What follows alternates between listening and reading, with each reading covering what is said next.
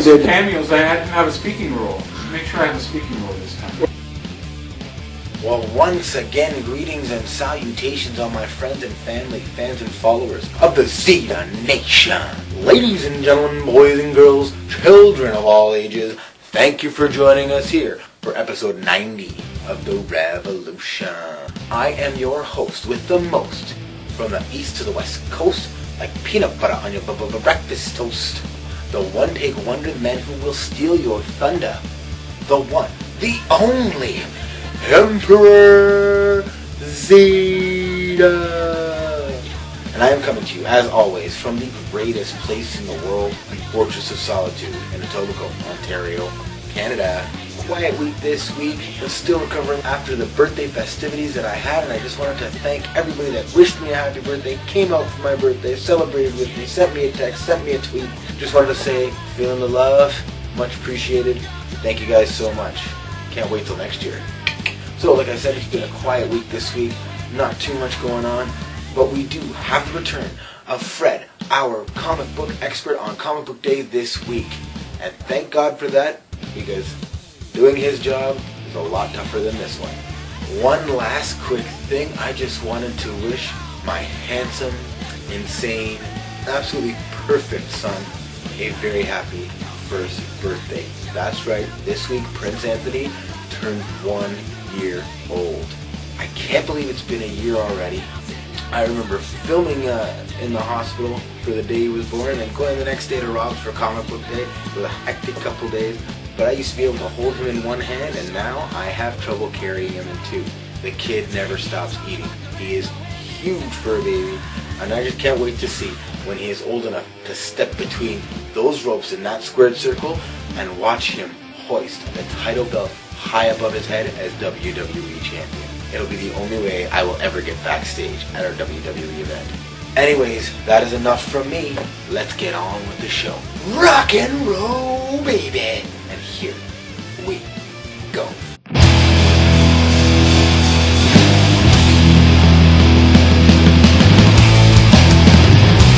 Hello. Sorry, not feeling too good. Just a little bit sick. Week of work has been interesting. Nothing new. Been pretty much busy with the sickers now. Went by pretty quick. It was paydays, that's a bonus. Friday at work I was sick.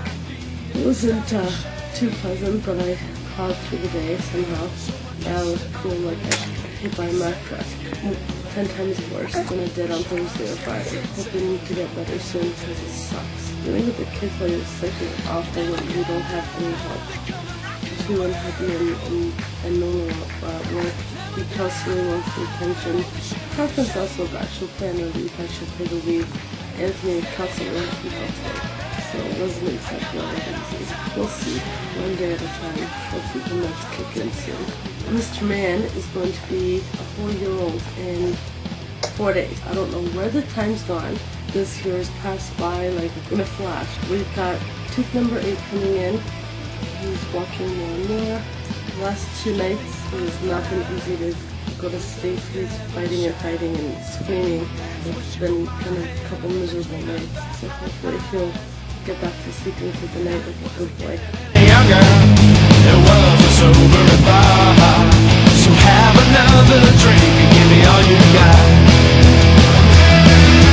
Let me go and come and rock your world. Let me go and make me shimmer and shake.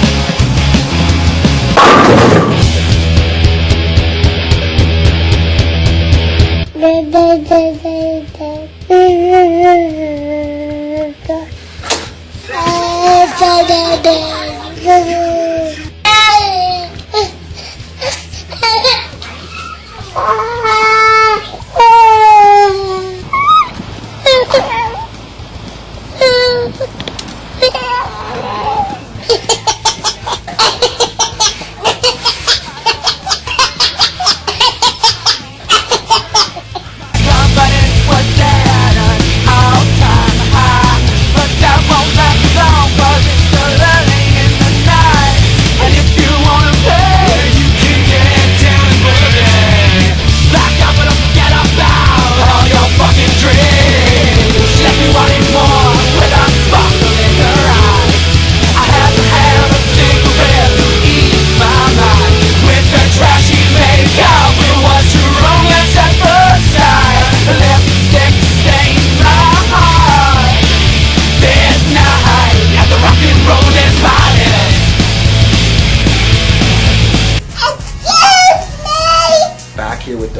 Wrestling Rant this week. I hope you liked last week's peek into the live events at WWE.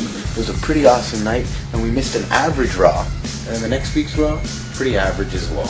With the build coming to the Royal Rumble, I'm just tingling with anticipation at Batista's return. I'd love to see the Beast versus the Animal at WrestleMania. The Royal Rumble is creeping closer and closer, and the odds-on favorite to win is Batista. But I hope they don't let him win. I hope they let someone who deserves a win finally win. Maybe Daniel Bryan or CM Punk. Yes! Yes! Yes! So while we were at the live event last week, Daniel Bryan joined the Wyatts and came out this week wearing a blue prison jumpsuit and has become a full-fledged member of the Beard Brigade. I hope this is brewing into a storyline where Daniel Bryan splits and actually gets a decent one-on-one match with Bray Wyatt. I don't like the direction they're taking Daniel Bryan's character. He was the biggest face on the roster, getting bigger reactions than John Cena. So of course Vince McMahon, in his infinite wisdom, has to tear him back down to nothing.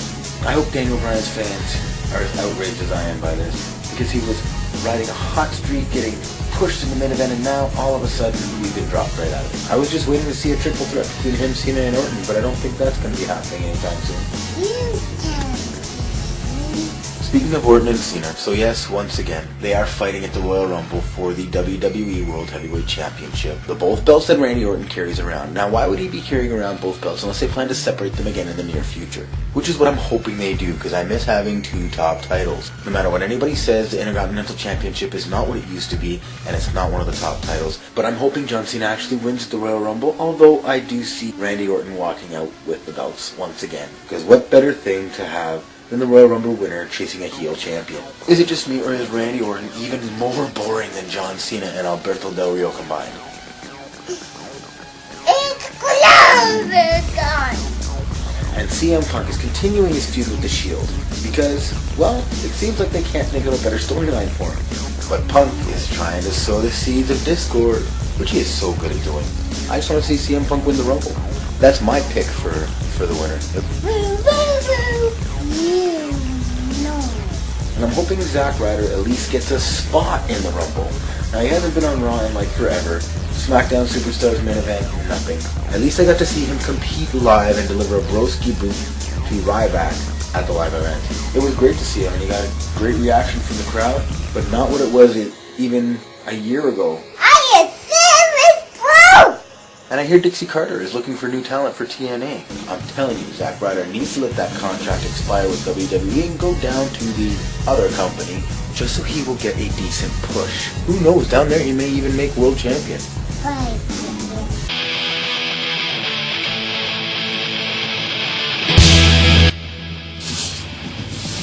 I can't fly. I'm trying to fly my cat. I got my book laptop. Look, it's a princess book. It's lovely. It's the school book. I'm gonna go back to school. I'm gonna see Edgy. Edgy is good. He is a boy. He loves me so much. It's a football that we're gonna play it. Stealing some ketchup. I got snow pizza.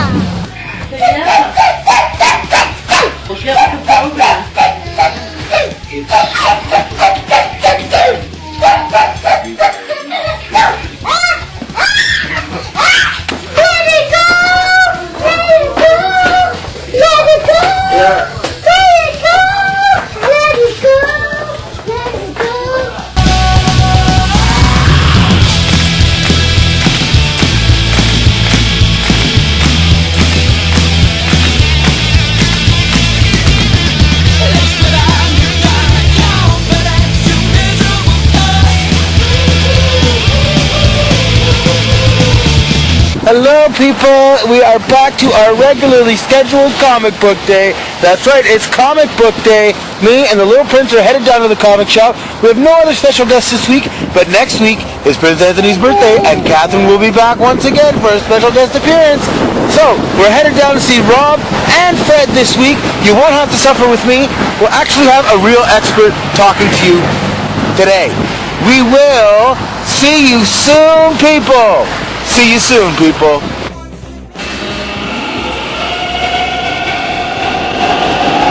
Back again. Well, we made it back down here in one piece, and neither one of us is a popsicle. The weather seems to be warming up, so we're headed upstairs to talk to Rob and Fred. God, I missed Fred last week. I'll see you guys upstairs. Now it's time for that's right, Steps of Doom. This is Excalibur Comics, 3030 Bloor Street West, upstairs above the Kingsway Theater. Let's start off with Iron Man. What I like about this book is the fact that Joe Bennett, a talented artist, is working on this series of Iron Man. Basically, it's Iron Metropolis. The work that's going to be on this is going to be quite beautiful stuff. So I would recommend Iron Man 19. Another book that I would strongly recommend is the new Black Widow book. I have no idea Nathan Edmondson, what he is. Well, Phil Nato, who does the artwork, again, he's got this almost painted look to his work. Worked on Ghost before, as well as Thunderbolts and what have you. But the work is just so interesting and well done by him. We'll move on to another book that I like more for the fact that it's writing than it's art. And Greg Park, again, he's done a great job on Hercules, I should say. But on action, this one, I kind of like the artwork in it, so I'll recommend as well for the artwork. But a well done book, and that's a rarity sometimes for a DC comic book. Little stab there. I do not have any DC critics around, so I can say this kind of crap, and I will. But there you go. Another book I would strongly recommend because it's the last issue, even though we all know there's going to be a new #1 of it, is Wolverine 13 called Killable Conclusion. I don't care how many people just say, oh, Alan Davis this, Alan Davis that. This is one of the best artists in comics in my opinion. With the Alan Davis artwork in it, it's a nice way to end the series, even though there'll be a new Wolverine coming out. But I would strongly recommend if you do like good artwork, and it's always great artwork with Alan Davis. So Wolverine 13. Alright, there we go. Remember when Toronto Star did an article maybe 3-4 months ago about how when they took away the Native Indians kids and put them in boarding schools, and they were testing them, denying certain vitamins and so forth. I guess these were back in the 50s or something like that. And they would take away, like, say, vitamin A or vitamin D and see what happens. I think somehow that research is now being applied to the population in general. Now all the health magazines are saying that there's no magnesium in any of the food we eat. In fact, 98% of the population in North America is void of magnesium in their body, right? When you take away the magnesium, what do you get? You get type 2 diabetes, you get heart attacks and so forth. Some doctors are saying that cholesterol is actually a defensive mechanism that repairs muscle, especially in the heart. So when you take away the magnesium, the cholesterol binds with calcium. So instead of actually repairing the heart, it builds plaque in the heart. Now, if you inserted magnesium, it would repair the heart muscle. And same thing with diabetes 2 patients. They say you give them magnesium, and some of them completely get out of the diabetes 2. They use this research somehow, just like the Codex Alimentaris, where they're taking all the vitamins and so forth from food to actually bring down the population. You have perhaps other vitamins being taken out. And just recently, they say dentistry, if you miss vitamin A, vitamin D, and then some other vitamin K or something like that, you can actually create tooth decay. And they tested aboriginals and so forth with sugar substances who have all these vitamins, and they don't get tooth decay. So they're saying it's not really fluoride. Again, we know the fluoride is actually toxic to the brain and so forth, and yet they put it in the water. In fact, the Nazis were the first to put it in to actually dumb down the Jewish community, and the Russians, whenever they take over a country, the first thing they do is fluorinate the water to actually make the people passive. The same thing with the vitamins. You take out certain vitamins and you make the people sick or dependent on whether it's medication and the government. They want to become sort of like Soviet Russia or China, where everybody's dependent on the government. One way is through the health system, I think. And by taking away the vitamins somehow, we become sicker, and more able to be manipulated by the elite. It just strikes me that tested these things on the young kids way back when. And today it seems that it's the same process, but it's only not on just a single group, but the whole population. Health magazine is saying one apple in the 50s, to get the same amount of vitamins, you would have to eat five apples today. And with fertilizers, they only replace like 3 certain things in the soil. But then again, they miss out all the other stuff like magnesium and all that other stuff that's naturally in the ground. When you buy fertilizer, you're only good in getting 3 out of the countless other things that naturally occur in the ground. And the food and the fruits we get, they're all deficient, and therefore we have to eat more of it. Well, my friends, the time has come for you to face the final curtain. Another episode of the Zita Nation is over. Thank you for joining us here for episode 90 of The Revolution, and come back again next week for a brand new episode right here on YouTube. Go back and check out all 89 of my previous episodes right here on YouTube, and subscribe to my channel, one word, Emperor Zita, right here on YouTube. Pick up your Drop Dead Pinups Electric Night CD, check them out on iTunes, buy one of their t-shirts, and follow them on Twitter for all the news about their brand new album at Drop Dead Pinups. Don't forget to follow me on Twitter at Emperor Zita. Head down to Excalibur Comics for all of your comic book and conspiracy theory related needs. And the blood is gonna flow like wine, cause I am the honky tonk man, and I'm cool, I'm cocky, and I'm bad.